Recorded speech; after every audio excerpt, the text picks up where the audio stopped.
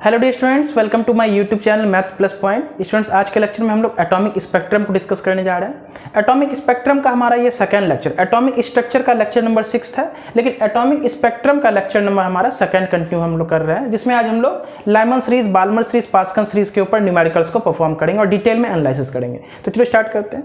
यहाँ पे हम लोग एटम का स्पेक्ट्रम बनाए, हाइड्रोजन एटम को कंसिडर हम लोग किए बच्चों, जिसमें एक इलेक्ट्रॉन है। हम लोग को पता था कि बोहर का जो एटॉमिक मॉडल है वो एक इलेक्ट्रॉन वाले स्पेसिस के ऊपर एप्लीकेबल होता है, तो हाइड्रोजन एटम को यहाँ पे हम लोग कंसीडर किए। तो यहाँ orbit number first, second, third, fourth, fifth करके इन्फिनिटी तक हमारा सारा ऑर्बिट्स है, ठीक है। जब भी इलेक्ट्रॉन ऑर्बिट नंबर फर्स्ट पे आए, अब देखो ध्यान से, जैसे हम लोग एटम को हीट करते हैं, जैसे पिछले लेक्चर में हम लोग समझे थे, तो उसमें जो इलेक्ट्रॉन है जो कि फर्स्ट ऑर्बिट पे होगा, जिसको हम लोग ग्राउंड स्टेट बोलते हैं, वो इलेक्ट्रॉन एनर्जी गेन करके सेकंड पे जा सकता है, थर्ड पे जा सकता है, फोर्थ पे जा सकता है। जितना एनर्जी हम सप्लाई करेंगे उस हिसाब से इलेक्ट्रॉन हमारे किसी भी ऑर्बिट पे जा सकता है। तो एनर्जी गेन करके जैसे इलेक्ट्रॉन हायर ऑर्बिट पे चला जाएगा, तो हमें मालूम है वहां पर इलेक्ट्रॉन क्या होता है, अनस्टेबल होता है। इलेक्ट्रॉन क्या होगा, हायर एनर्जी लेवल पे अनस्टेबल होगा, तो वहां पे वो रहना नहीं चाहेगा, वापस से कम बैक करेगा अपने नीचे वाले ऑर्बिट के ऊपर। तो अगर इलेक्ट्रॉन किसी भी ऑर्बिट से, second, third, fourth, fifth, six, किसी से, इन्फिनिटी से, अगर फर्स्ट ऑर्बिट पे फॉल करता है, तो उसमें जो हमारा रेडिएशन इमिट होता है, और उस रेडिएशन को अगर हम प्लॉट करेंगे, तो सारे जो लाइंस यहाँ पे हमें मिलेंगे, उस लाइन के सीरीज को, स्पेक्ट्रल लाइन के सीरीज को हम लोग लाइमन सीरीज बोलते हैं, ठीक है। उसी प्रकार जब हमारा इलेक्ट्रॉन सेकंड ऑर्बिट पे आके फॉल करे, किससे, third, fourth, fifth, six and so on, तो उसमें जो सीरीज हमें मिलता है उसे हम लोग बाल्मर सीरीज बोलते हैं। थर्ड पे अगर फॉल करता है, n बराबर थर्ड पे इलेक्ट्रॉन बाकी किसी भी ऑर्बिट से, तो उसे हम लोग पास्कल सीरीज बोलते हैं, ठीक है। लाइमन सीरीज हमारा बच्चों यूवी,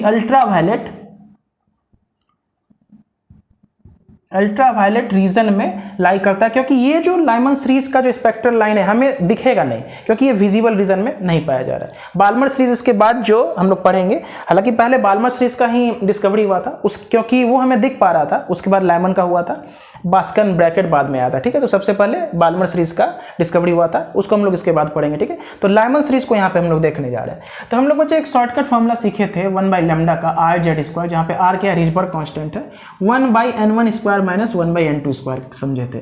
N1 क्या है, लोअर एनर्जी सेल, मतलब लोअर ऑर्बिट है, और N2 हमारा हायर ऑर्बिट है, ठीक है। तो लाइमन सीरीज में बच्चों N1 का वैल्यू क्या होगा, जो लोअर ऑर्बिट है वो N1 का वैल्यू 1 हो जाता है लाइमन सीरीज में, ना। और N2 का वैल्यू क्या होगा, तो N2 का वैल्यू कुछ भी हो सकता है, 2, 3, 4, 5 एंड सो ऑन। इलेक्ट्रॉन किसी भी ऑर्बिट से कहाँ आ सकता है, फर्स्ट ऑर्बिट पे आ सकता है। तो इसमें जो हमें स्पेक्ट्रल लाइन का सीरीज मिलेगा उसको हम लोग क्या बोलते हैं, लाइमन सीरीज बोलते हैं, ठीक है। इतना बच्चों नोट कर लो, हम लोग इसके ऊपर थोड़ा कुछ न्यूमेरिकल्स को डिस्कस करते हैं। तो चलो देखते हैं बच्चे, हम लोग लाइमन सीरीज का जो हमारा फॉर्मूला बनेगा 1/लैम्डा is equal to RZ²। N1 का वैल्यू हम लोग कितना भरेंगे, 1 का स्क्वायर, माइनस N2 का वैल्यू हमें क्वेश्चन में सजेस्ट किया जाएगा कि किस ऑर्बिट से हमारा इलेक्ट्रॉन आ रहा है। तो यहाँ से हमारा फॉर्मूला क्या बन गया, 1/लैम्डा is equal to RZ², 1 minus 1/N2², ठीक है। हालांकि इस फॉर्मूला को याद करने का आवश्यकता नहीं है, पहला ऑर्बिट पे अगर इलेक्ट्रॉन आ रहा है तो वो लाइमन सीरीज का हमारा सीरीज बनेगा, ठीक है। चलो अब ध्यान समझो, एक क्वेश्चन जैसे यहाँ पे हम लोग करते हैं, पहले समझ लेते हैं कि ये जो पहला लाइन है जिसमें इलेक्ट्रॉन हमारा सेकंड से फर्स्ट पे आ रहा है, इसको फर्स्ट स्पेक्ट्रल लाइन कहा जाएगा। क्या कहा जाएगा बच्चों, first spectral line of Lyman series, है ना। ध्यान से समझना, फर्स्ट स्पेक्ट्रल लाइन जब किससे इलेक्ट्रॉन 2 से फर्स्ट पे आए, अगर थर्ड से फर्स्ट पे आता है तो उसको सेकंड स्पेक्ट्रल लाइन कहा जाएगा, फोर्थ से फर्स्ट पे आए तो थर्ड स्पेक्ट्रल लाइन, फिफ्थ से फर्स्ट पे आए तो फोर्थ। देखो लाइन गिन लो बस, पहला, दूसरा, तीसरा, चौथा। तो क्वेश्चन में ऐसा कहेगा, जैसे क्वेश्चन यहाँ पे कर रहे हैं हम लोग, ध्यान समझो, इसको थोड़ा सा मिटाते हैं, यहाँ पे जगह हमें मिल जाएगा, ठीक है। तो देखो ध्यान से, अगर हमें क्वेश्चन ऐसा कहता है फाइंड द वेवलेंथ, क्वेश्चन क्या है हमारा, फाइंड द, यार को एक मिनट, इस फॉर्मूला को नोट कर लेना, इसको भी मिटा देते हैं।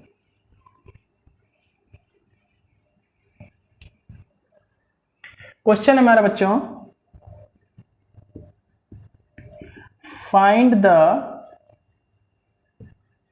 Wavelength of first spectral line of Lyman series है ना, first spectral line of Lyman series हमें बच्चों कैलकुलेट करना। तो देखो ध्यान से, हम जानते हैं 1/λ is equal to R Z square. Z क्या एटॉमिक नंबर है, ठीक है, हाइड्रोजन के केस में। अब फर्स्ट स्पेक्ट्रल सीरीज है और लाइमन सीरीज के लिए n1 का वैल्यू 1 का स्क्वायर होता है। और ध्यान से सुनो, ये n2 का स्क्वायर ये हमारा यहां पर होगा बच्चों, ठीक है, n2 का स्क्वायर होगा, ठीक है। देखो ध्यान से, जब भी कहेगा फर्स्ट स्पेक्ट्रल लाइन है ना, देखो क्वेश्चन क्या है, find the wavelength of first spectral line of Lyman series. First spectral line का मतलब क्या है, इलेक्ट्रॉन किस ऑर्बिट से किस पे आ रहा है, तो 2 से 1 पे आ रहा है।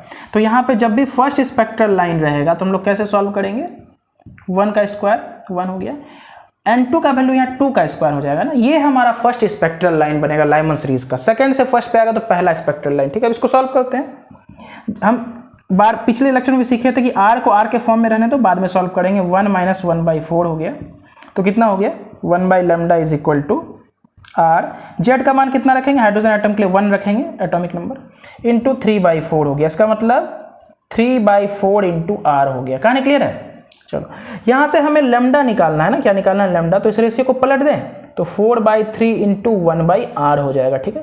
और 1/r का बच्चों हम लोग वैल्यू याद किए थे 912 एंगस्ट्रम। ध्यान रखना 1/r का हमेशा वैल्यू याद रखना। यहाँ जो r का वैल्यू है ना, तो r का वैल्यू तो होता है 109677 सेंटीमीटर इनवर्स, जो कि अगर रख के सॉल्व करेंगे तो काफी लंबा कैलकुलेशन होगा। तो शॉर्टकट इसका हम लोग समझे थे 1/r, जिसको 912 एंगस्ट्रम में हम लोग लिखते हैं, ठीक है। तो यहाँ जो वेवलेंथ आएगा बच्चों किसमें आएगा, एंगस्ट्रम में आएगा, ठीक है। तो 4/3 3 से काट देते हैं, 304 बार में, तो इसको जब गुना करेंगे 1216 एंगस्ट्रम इसका आंसर आएगा। बस में आया कि नहीं आया। तो फर्स्ट स्पेक्ट्रल लाइन का जो वेवलेंथ हमें मिला वो कितना एंगस्ट्रम मिला, 1216 एंगस्ट्रम मिला बच्चों, ठीक है। ध्यान से नोट करो, आगे और भी सवाल करते हैं इसके ऊपर।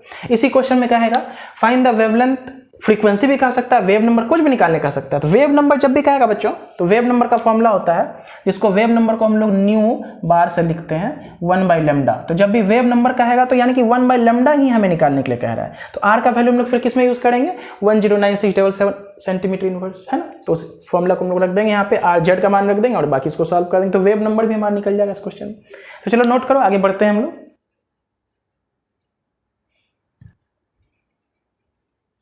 फिर से हमारा क्वेश्चन थोड़ा सा चेंज करते हैं, फाइंड द वेवलेंथ ऑफ, इस बार करते हैं हम लोग third spectral line of Lyman series, ठीक है। तो देखो सवाल कैसे बनेगा, लाइमन सीरीज में n1 का वैल्यू कितना होता है, इस मामले में n1 का वैल्यू 1 हो जाता है, n2 का वैल्यू कितना होगा, तो गिनो।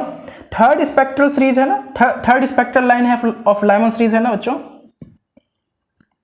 तो थर्ड स्पेक्ट्रल लाइन कितना होगा, देखो ध्यान से, पहला स्पेक्ट्रल लाइन ये है जिसमें n सेकंड से फर्स्ट पे आ रहा है, ये सेकंड है जिसमें थर्ड से फर्स्ट पे आ रहा है, थर्ड का मतलब फोर्थ से फर्स्ट पे आएगा। तो यानी कि n2 का वैल्यू क्या रखेंगे, 4 का स्क्वायर रखेंगे, ठीक है। r z का मान कितना हो गया, 1 - 1/16, ठीक है। तो 1/λ इज इक्वल टू r हो गया, इसको सॉल्व करेंगे इंटू 15/16 होगा। क्लियर है। यहाँ से वेवलेंथ का वैल्यू अगर निकालेंगे तो ये पलट जाएगा 1/r इंटू 16/15 होगा। 1/r का वैल्यू हम लोग कितना करते हैं, चलो इसको भी मिटा देते हैं। 1/r का वैल्यू बच्चों क्या होता है, तो 1/r का वैल्यू 912, एकदम याद रखो, बहुत मदद मिलेगा सवाल बनाने में, इंटू 16/15। तो एक काम करो ना, देखो ये कैलकुलेशन थोड़ा सा टफ होगा यहाँ पे कैलकुलेट। तो हम क्या करते हैं, r का 1/r का वैल्यू जनरली 911.7 या अप्रॉक्स कुछ होता है, तो उसको हम लोग 912 मान लेते हैं कैलकुलेशन के लिए, आसान होता है। ये आप देखो नीचे 15 है ना, तो 5 से कटाने में मदद मिलेगा ना, तो 910 भी लेके बना सकते हैं, या इस बार तो 15 से कट जा रहा है ना, तो चलो 5 से 3 से कटेगा तो 5 बार में, और 3 से कितना बार में कटेगा, 3 3 9 3 4 12, ठीक है। अब इस दोनों को मल्टीप्लाई करके 5 से डिवाइड कर देते हैं, ठीक है। तो 304 को पहले 16 से गुना करो, 64, 16 3 48 हुआ ना, नहीं गलती हो गया, 6 से करना है ना, 6 चौके 24, 6 3 18, ठीक है। और यहाँ 304, 4 हो गया, 6 हो गया, 8 4, 4864 को किससे डिवाइड करना है, 5 से। तो 5 9 जा 45, 36, 5 6 जा 30 हो गया, 6 5 से कितना बार में जाएगा, तो 5 से यहाँ 7 बार में जाता है ना, 5 से 7 5 जा 35, 1 होगा, 14, 5 2 ज़ा 10, 4.058 यानी कितना है बच्चों सॉल्व करने के बाद 972.8 यानी कि 973 एंगस्ट्रम हम लोग इसको समझ जाते हैं। तो देखो थर्ड स्पेक्ट्रल लाइन का जो वेवलेंथ आया कैलकुलेट करके देख लेना जो भी आए अप्रोक्स इतना, ठीक है। 973 एंगस्ट्रम हमारा थर्ड स्पेक्ट्रल लाइन का वेवलेंथ का वैल्यू होगा। इसी प्रकार अगर हमें कहेगा फोर्थ फिफ्थ तो हम यहाँ से निकाल सकते हैं, कोई भी वैल्यू कहेगा तो यहाँ से हम लोग निकाल सकते हैं।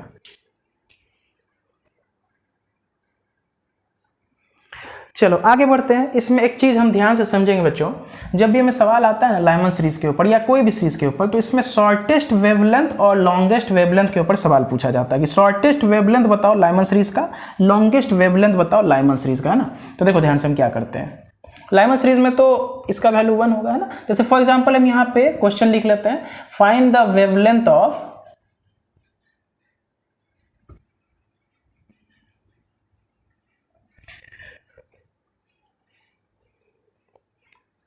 find the wavelength of the shortest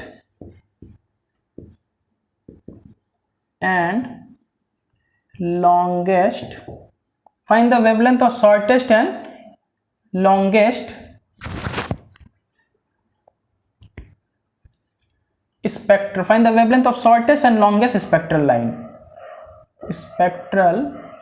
line of Lyman series। ध्यान से सुनना, लाइमन सीरीज का जो शॉर्टेस्ट वेवलेंथ होगा लॉन्गेस्ट वेवलेंथ वो निकालना, वेवलेंथ ऑफ शॉर्टेस्ट यानी शॉर्टेस्ट वेवलेंथ और लॉन्गेस्ट वेवलेंथ हमें लाइमन सीरीज का निकालना। ध्यान समझना, बोलेंगे शॉर्टेस्ट वेवलेंथ कौन सा होगा, लॉन्गेस्ट वेवलेंथ कौन सा होगा, जब हम जानते हैं energy is inversely proportional to 1/λ, ये हम जानते हैं। तो अगर एनर्जी डिफरेंस बहुत ज़्यादा होगा, बात को समझना, तो वेवलेंथ छोटा से छोटा होगा।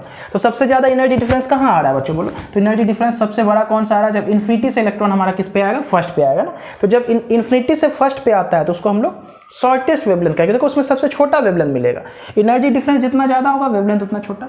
तो जब सबसे ज़्यादा लंबा ट्रांजिशन इलेक्ट्रॉन हमारा करेगा तो उस टाइम हमें सबसे छोटा वेवलेंथ मिलेगा। और जब इलेक्ट्रॉन सेकंड से फर्स्ट पे आएगा ना, सबसे छोटा ट्रांजैक्शन करेगा तो उस समय हमें लॉन्गेस्ट वेवलेंथ मिलेगा, ठीक है। तो ये जो n first spectral line series होता है उसको हम लोग लॉन्गेस्ट वेवलेंथ कहेंगे, लॉन्गेस्ट वेवलेंथ, क्योंकि यहाँ पे सबसे छोटा ट्रांजैक्शन कर रहा है। डेल्टा ई हम जानते हैं, डेल्टा ई किसके बराबर होता है, एच न्यू के बराबर होता है। और यहाँ से लिखेंगे एस सी बाई लेमडा, तो यहाँ से हम कह सकते हैं डेल्टा ई हमारा इन्वर्सली प्रोपोर्शनल है 1/λ के। यानी कि वेवलेंथ जितना लंबा तो एनर्जी ट्रांजैक्शन उतना छोटा, एनर्जी का गैप उतना छोटा। तो एनर्जी का गैप देखो सबसे छोटा किसमें, इसमें है, तो सबसे लॉन्गेस्ट वेवलेंथ इसी में निकलेगा। पिछले लेक्चर में हम लोग कैलकुलेट भी किए थे, तो ये जो वेवलेंथ निकलता है फर्स्ट स्पेक्ट्रल लाइन का वो आया था हमारा 1216 एंगस्ट्रम। और जब इन्फिनिटी से इलेक्ट्रॉन फर्स्ट पे आता है तो इसका जो वेवलेंथ निकला था वो कितना निकला था, 912 एंगस्ट्रम। याद आ रहा है, 912 एंगस्ट्रम, ठीक है बच्चों। देखो ध्यान से, जो सबसे लंबा ट्रांजैक्शन था उसमें सबसे छोटा वेवलेंथ हमें मिला था, और जो सबसे छोटा ट्रांजैक्शन था उसमें सबसे बड़ा वेवलेंथ निकला था। इसी के बीच लाइमन सीरीज हमारा लाई करेगा, यानी कि ये हमारा विजिबल रीजन, विजिबल कहाँ से, 4000 से 8000 एंगस्ट्रम है, उसके बाहर है हमारा ये एंगस्ट्रम, ये जो वेवलेंथ है। तो इसलिए हम कहेंगे कि लाइमन सीरीज हमारा विजिबल रीजन में पाया नहीं जाता है, ठीक है। तो शॉर्टेस्ट वेवलेंथ और लॉन्गेस्ट वेवलेंथ निकालना है। तो जब शॉर्टेस्ट वेवलेंथ की बात की जाएगी बच्चों, शॉर्टेस्ट वेवलेंथ की बात की जाएगी तो हमारा लैम्डा, हमारा इलेक्ट्रॉन किससे किस पे आएगा, तो बोलेंगे शॉर्टेस्ट में सबसे बड़ा वाला ट्रांजैक्शन है ना, यानी कि इन्फिनिटी से इलेक्ट्रॉन उड़ के कहाँ पे आएगा, 1 पे आएगा। बात समझ में आ रहा है, यानी कि n2 का वैल्यू क्या हो जाएगा इन्फिनिटी, और लाइमन सीरीज के लिए n1 का वैल्यू तो 1 होता ही है, ठीक है। तो 1/λ यहाँ से हम निकालेंगे तो क्या हो जाएगा, r हाइड्रोजन एटम। अगर ये हाइड्रोजन एटम कह दिया है, कुछ नहीं कहा तब भी हाइड्रोजन लेंगे, हो सकता है यहाँ पे हीलियम आयन, लिथियम आयन कह सकता है, वो भी कह सकता है, तो उसमें भी बना सकते हैं। तो r z का 1 का स्क्वायर हो गया, 1 माइनस इन्फिनिटी का होल स्क्वायर, इन्फिनिटी का स्क्वायर इन्फिनिटी होता है, 1/∞ 0 होता है, हम जानते हैं 1/∞ क्या होता है, 10 to 0 होता है, ठीक है। तो बैठा दो, r हो गया 1 - 0 यानी कि r आया, 1/λ का वैल्यू क्या आया, r। तो r का वैल्यू 1/λ का वैल्यू 1/r, तो 1/r का वैल्यू हम जानते हैं 912 एंगस्ट्रम होता है। बात समझ में आया कि नहीं आया। तो ये जो शॉर्टेस्ट वेवलेंथ होगा, जब सबसे बड़ा वाला ट्रांजैक्शन इलेक्ट्रॉन फॉलो करेगा तो उसका वेवलेंथ का वैल्यू कितना होगा, 912 एंगस्ट्रम। उसी प्रकार हम निकाल सकते हैं बच्चों लॉन्गेस्ट वेवलेंथ। तो लॉन्गेस्ट वेवलेंथ का वैल्यू क्या आएगा, देखो लॉन्गेस्ट वेवलेंथ का वैल्यू कब आएगा, जब इलेक्ट्रॉन सबसे छोटा वाला एनर्जी गैप को फॉलो करेगा, यानी कि सेकंड से फर्स्ट पे आ रहा है। तो सेकंड से फर्स्ट तो अभी हम निकाले थे ना, सेकंड से फर्स्ट में क्या करते हैं, n1 का वैल्यू 1 का स्क्वायर और n2 का वैल्यू 2 का स्क्वायर। जब इसको हम लोग सॉल्व करेंगे बच्चों तो क्या आएगा, देखो इसको जब हम लोग सॉल्व करते हैं तो क्या आता है हमारा 1/λ इज इक्वल टू आर होगा 1 का स्क्वायर 1 माइनस 1/4 यानी कि 3/4 आर आएगा ना। और यहाँ से लैम्डा का वैल्यू निकालेंगे तो कितना हो जाएगा 4/3 इंटू 1/r। तो 4/3 1/r का वैल्यू 912 कट जाएंगे 304 बार में, यानी कि 1216 एंगस्ट्रम हमारा कौन सा बोलो लॉन्गेस्ट वेवलेंथ का हमारा वैल्यू आ जाएगा 1216 एंगस्ट्रम। तो बात समझ आया कैसे हम लोग शॉर्टेस्ट वेवलेंथ और लॉन्गेस्ट वेवलेंथ को निकालते हैं बच्चों। उसी प्रकार हम कोई भी स्पेक्ट्रल लाइन का हम लोग यहाँ पे वेवलेंथ निकाल सकते हैं। वेवलेंथ निकल जाएगा तो फ्रीक्वेंसी भी निकल सकता है ना। फ्रीक्वेंसी हम वेवलेंथ में जानते हैं रिलेशन होता है ना, c is equal to lambda into nu. तो हमने लैम्डा निकल गया है तो यहाँ से फ्रीक्वेंसी का वैल्यू c/λ करके हम लोग निकाल सकते हैं। तो फ्रीक्वेंसी c हमारा स्पीड ऑफ लाइट है 3 × 10⁸ मीटर पर सेकंड, लैम्डा हम निकाल चुके हैं। तो इसको मीटर इनवर्स में रख लेंगे ना, सॉरी मीटर में। तो 1 एंगस्ट्रम बराबर कितना होता है 1216 10⁻⁻10 मीटर आएगा ना। एंगस्ट्रम को अगर मीटर में चेंज करेंगे 10⁻⁻10 मीटर आता है। मीटर इनवर्स नहीं, मीटर लैम्डा का अगर मीटर में रखना चाहें तो इसको रख देंगे, c का वैल्यू रख देंगे। तो उसको सॉल्व करेंगे तो वहां से हमें फ्रीक्वेंसी पता चल जाएगा कि उस लाइट का करस्पॉन्डिंग फ्रीक्वेंसी कितना होगा। ठीक है बच्चों, तो चलो ये बात हमें समझ में आया। लाइमन सीरीज बच्चे हमें समझ में आ गया। इसी प्रकार हम आते हैं बाल्मर सीरीज के ऊपर। बाल्मर सीरीज में भी सेम कहानी होगा। बाल्मर सीरीज में इलेक्ट्रॉन किस पर आता है तो बोलेंगे सेकंड ऑर्बिट पे आता है। किससे आता है तो बोलेंगे बाकी किसी से भी आ सकता है, 3rd 4th 5th 6th 7th 8th and so on. ठीक है, तो चलो इसको मिटाया जाए।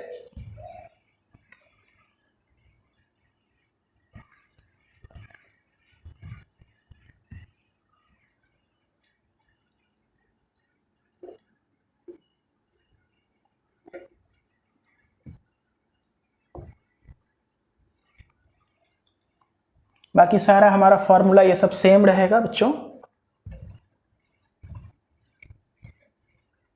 यहां पे हम लोग ना अब सेकंड स्पेक्ट्रल लाइन को देखने जा रहे हैं, जो कि हमारा कौन सा लाइन होता है, कौन सा सीरीज बनता है, बाल्मर। बाल्मर में इलेक्ट्रॉन कहां से कहां आता है बच्चों तो बोलेंगे सेकंड ऑर्बिट पे आता है। कहां से आता है, बाकी किसी से भी आ सकता है। ठीक है, तो अब देखो ये सारा तो डिसकंटिन्यूअस लाइन मिलेगा ना हमें। कंटिन्यूअस लाइन तो नहीं, क्योंकि अभी हमें पता चला ना कि पहला का था 1216, दूसरा का था 1026, इस प्रकार से तो गैप आ रहा है ना, दो स्पेक्ट्रल लाइन के बीच बहुत ज़्यादा गैप है। 1216 एंगस्ट्रम के बाद 1026 एंगस्ट्रम आ रहा है, तो बीच का तो सारा वेवलेंथ वाला लाइट गायब है ना। तो बोलेंगे यहाँ पे ढेर सारा गैप है, इसलिए हम कहेंगे जो हमारा एटॉमिक स्पेक्ट्रम होता है वो डिसकंटिन्यूअस होता है बच्चों। ठीक है, चलो अब ये वाला कौन सा लाइन होगा बच्चों तो बोलेंगे सर ये बाल्मर सीरीज होगा। बाल्मर सीरीज ना बच्चों विजिबल रीजन में पाया जाता है, अभी करके देखते हैं हम लोग। ठीक है, तो ध्यान रखना कि बाल्मर सीरीज के लिए जो हमारा n1 का वैल्यू होगा वो क्या होगा बच्चों 2 का स्क्वायर, बाकी n2 कुछ भी हो सकता, कहां से आ रहा है वो कहेगा। जैसे फर्स्ट स्पेक्ट्रल लाइन अगर हमें निकालना, क्या निकालना, first spectral line of Balmer series, तो फर्स्ट स्पेक्ट्रल लाइन के लिए हमारा इलेक्ट्रॉन किस से किस पे आ रहा है, थर्ड से सेकंड पे आ रहा है। ठीक है, तो जैसे फॉर एग्जांपल हमारा क्वेश्चन क्या है, मान लो क्वेश्चन हमारा क्या है बच्चों, find the wavelength of first spectral line of Balmer series. Balmer series का फर्स्ट स्पेक्ट्रल लाइन हमें निकालना है। ठीक है, तो फर्स्ट स्पेक्ट्रल लाइन का मतलब 2 पे तो आ रहा है इलेक्ट्रॉन, किससे आ रहा है, थर्ड से आ रहा है, तो यही हमारा फर्स्ट स्पेक्ट्रल लाइन होगा। तो निकाल लेते हैं, बहुत आसान है। एक बार इस फॉर्मूला को अगर हम समझ गए बच्चों तो उसके बाद क्वेश्चन बनाना बहुत आसान होता है। 1/2 का स्क्वायर फर्स्ट स्पेक्ट्रल लाइन के लिए, यहाँ पे n2 का वैल्यू 3 हो जाएगा, बस इसको सॉल्व कर लेते हैं। r 1/4 माइनस 1/9, तो 1/λ इज इक्वल टू r होगा। z स्क्वायर होता है फॉर्मूला, तो z हाइड्रोजन एटम अगर कहा है तो उसके लिए 1 का स्क्वायर। ठीक है, आगे हम लोग दूसरे एटम आयन के लिए भी देख सकते हैं जिसमें एक इलेक्ट्रॉन हो। एलसीएम ले लेते हैं, 9 - 4 / 36 हो गया, तो r × 5/36। तो यहाँ से हमें डायरेक्ट लैम्डा निकालना है, क्या निकालना है, लैम्डा। तो लैम्डा क्या हो जाएगा 36/5 × 1/r, तो 36/5। 1/r का वैल्यू ना बच्चों इस बार हम लोग शॉर्ट का थोड़ा सा मतलब कैलकुलेशन को इजी करने के लिए 910 एंगस्ट्रम रख लेते हैं। कितना, तो हालांकि 911 होता है ना, 911 समथिंग होता है, तो कैलकुलेशन के हिसाब से हम लोग इसको 912 या 910 भी मान लेते हैं ताकि हमारा कैलकुलेशन आसान हो जाए। हालांकि 912 लेके बनाओगे थोड़ा सा कैलकुलेशन में हल्का सा एरर आएगा, उसके लिए कोई दिक्कत नहीं है। 5 से कटा दो, कितना में कटेगा, 5 × 1 = 5, 41, 5 × 8 = 40, 1052 × 10 है ना, 182। 5 × 5 41 हो गया, 5 × 40, 1052, हाँ। अब 182 को 36 से गुना कर देते हैं। 182 को 36 से, 6 दूना 12, 1, 6 48, 49, 4 6 4 10, 3 6 58 54, है ना। 2 9 6 15 1 5 6, कितना आया 6552 एंगस्ट्रम आया बच्चों। देखो फर्स्ट स्पेक्ट्रल लाइन जो है ना बार्मर सीरीज का 6552 एंगस्ट्रम का आ रहा है, बात को समझो। और हमें मालूम है ये कहाँ से कहाँ तक 4000 और 8000 एंगस्ट्रम के बीच का लाइन है ना। इसका मतलब जो हमारा बाल्मर सीरीज का जो पहला स्पेक्ट्रल लाइन होगा ये विजिबल रीजन में पाया जा रहा है। पास में आ रहा है कि नहीं आ रहा है? ठीक, अब हम क्या निकाल लेते हैं, फर्स्ट स्पेक्ट्रल लाइन निकाले थे ना, अब लास्ट स्पेक्ट्रल लाइन निकालो। देखो ध्यान से, ये पहला स्पेक्ट्रल लाइन है, किससे आ रहा है 3 से 2 पे। लास्ट स्पेक्ट्रल लाइन किस पे आएगा, इन्फिनिटी से आ रहा है, किस पे 2 पे। तो दूसरा क्वेश्चन यहीं पे हम लिखते हैं, find the wavelength of last spectral line, last spectral line of Balmer series. तो इसको पहले नोट करो बच्चों, हम लोग लास्ट स्पेक्ट्रल लाइन के लिए क्या यूज करेंगे, देखो ध्यान से, थोड़ा सा शॉर्ट हम लोग लगाते हैं दिमाग यहाँ पर। तो लास्ट स्पेक्ट्रल लाइन क्या होगा, जो अंतिम वाला, जो सबसे बड़ा ट्रांजैक्शन से आएगा। ये वाला वैल्यू हम लोग मिटा दिए ना, क्या आया था 6500 समथिंग आया था ना, 182 इंटू कितना आया था 5/36, है ना, पलटे थे 36/5 इंटू 900, हाँ इंटू 36 किए थे ना। एक बार फिर से कर लेते क्योंकि वो वैल्यू मिटा दी है ना, कर लो इंटू 36, 6 दूना 12, 6 8 जा 40 49 4 10 तो 6 88 54, है ना, 2 9 6 5 6 6552 एंगस्ट्रम आया था। कितना वैल्यू आया था इसका वैल्यू, इसका ये जो ट्रांजैक्शन हुआ था यहाँ लिख लेते हैं 6552 एंगस्ट्रम का हमारा वेवलेंथ वाला लाइट हमें मिला था, है ना बच्चों। देखो ध्यान से, अब हमें लास्ट स्पेक्ट्रल लाइन है, तो लास्ट स्पेक्ट्रल लाइन में इलेक्ट्रॉन कहाँ से कहाँ आएगा, तो बोलेंगे सर 2 पे तो आएगा, लेकिन किससे आएगा, इन्फिनिटी वाले ऑर्बिट से आएगा, जो इन्फिनिटी पे जो ऑर्बिट है। और 1/इन्फिनिटी का स्क्वायर 0 होता है, तो कितना हो जाएगा r z का मान 1 इंटू 1/4, क्लियर है। तो यहाँ से 1/लैम्डा का वैल्यू कितना हो गया, r इंटू 1/4 हो गया। तो यहाँ से लैम्डा का वैल्यू कितना होगा 1/r इंटू 4, 1/r का वैल्यू 912 हो गया। देखो बढ़िया से कैलकुलेट कर लो, 912 इंटू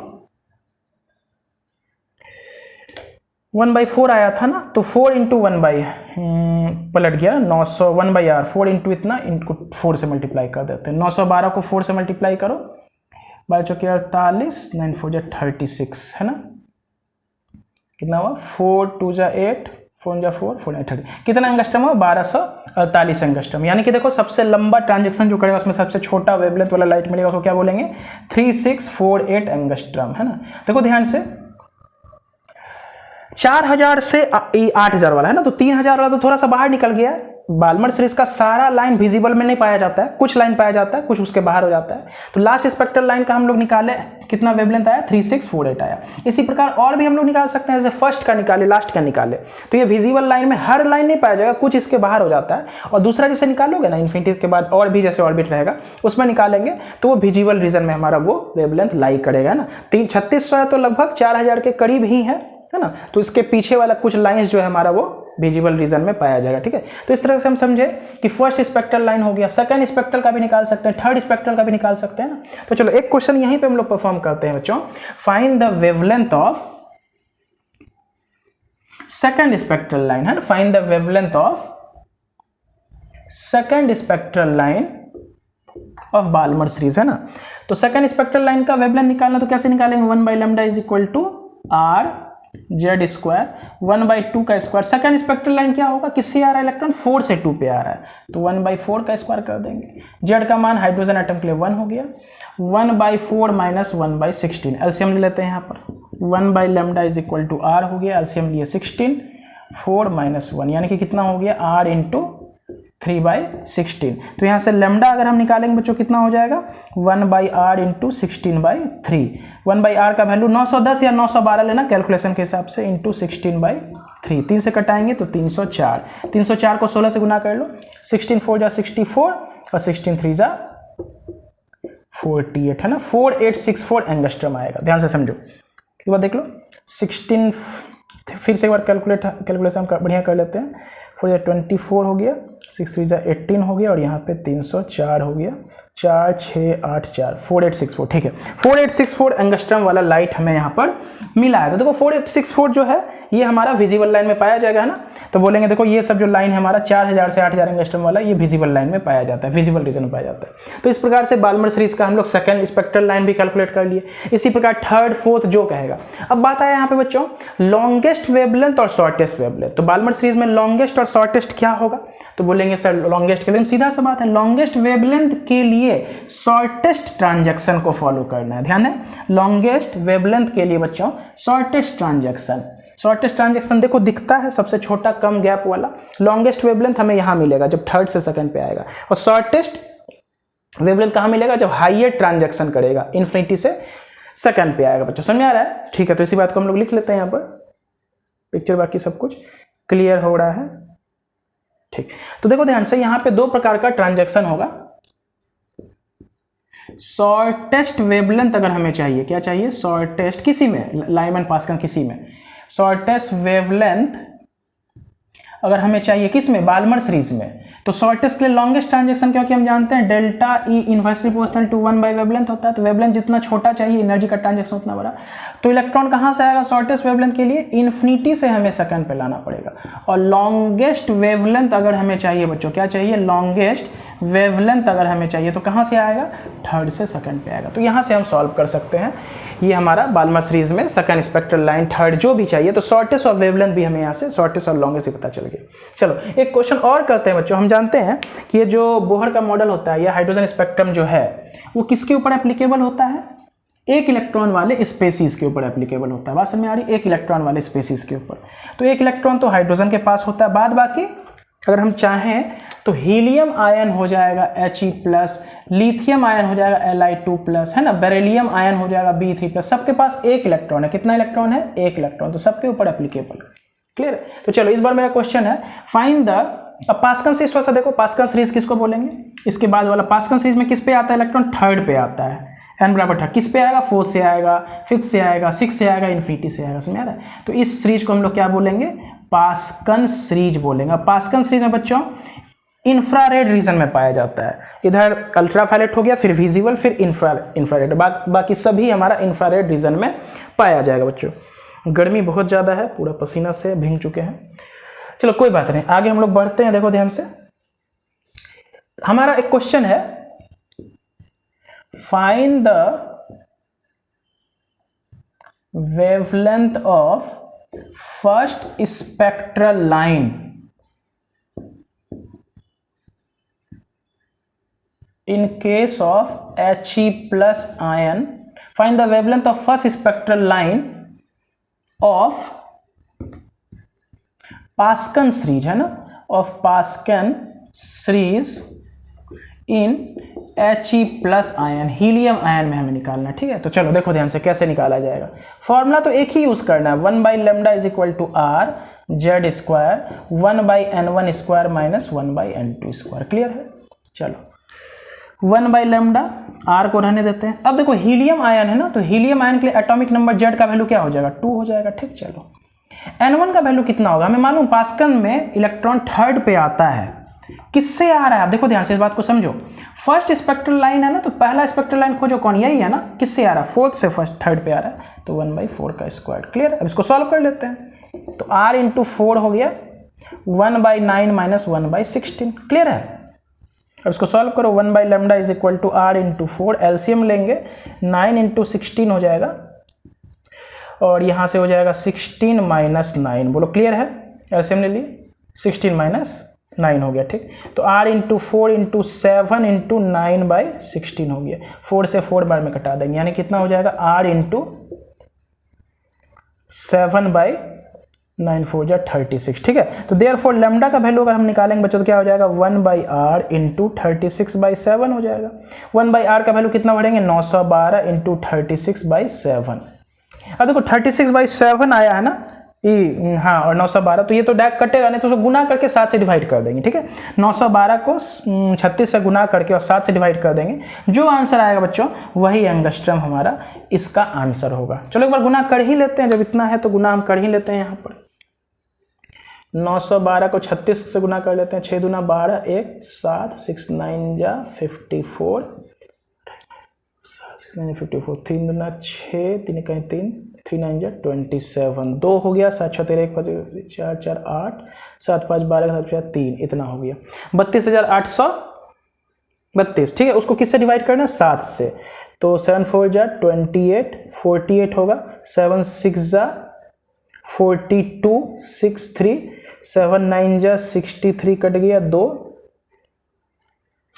0.0, 7 दूना 14 है ना, कितना हो जाएगा देखो 4 46 है ना। तो कितना आ रहा है बच्चों, सॉल्व करके देखो ध्यान से, सॉल्व करके आ रहा है 4690.2 एंगस्ट्रम है ना। 4 कुछ मिस्टेक तो नहीं हुआ है, 36 इंटू इतना किए, वह चेक कर लेंगे कैलकुलेशन को, उसको 7 से डिवाइड किया ना 4096। हालांकि ये इंफ्रारेड रीजन में आना चाहिए बच्चों, किस में आना चाहिए? हाँ ठीक है, तो है, बोलो क्या है, ये सही है। देखो पास्कल सीरीज इंफ्रारेड रीजन में आता है, लेकिन किसके? एक इलेक्ट्रॉन वाले स्पेसिस के लिए ना। ये तो हमारा हीलियम आया ना, तो इसके लिए तो कुछ भी वैल्यू आ सकता है, तो इसको कैलकुलेट करके ये जो आंसर आ रहा है बच्चों हमारा, ये हमारा पास्कल सीरीज का आंसर हो जाएगा। तो पास्कल सीरीज में वही काम करना है, फर्स्ट स्पेक्ट्रल लाइन है तो 4th से 3rd पे, सेकंड रहेगा तो 5th से 3rd पे, एंड सो ऑन। इस प्रकार से हम लोग पास्कल सीरीज, और आगे हम लोग पढ़ेंगे तो ब्रैकेट सीरीज आता है, फंड सीरीज आता है, एंड सो ऑन। इस प्रकार से बच्चों हम लोग लाइमन बाल्मर पास्कल सीरीज के ऊपर न्यूमेरिकल्स को अप्लाई कर सकते हैं। तो आज के लिए बस इतना ही रखते हैं बच्चों, नेक्स्ट लेक्चर में फिर हम लोग इसके आगे कंटिन्यू करेंगे। Thank you.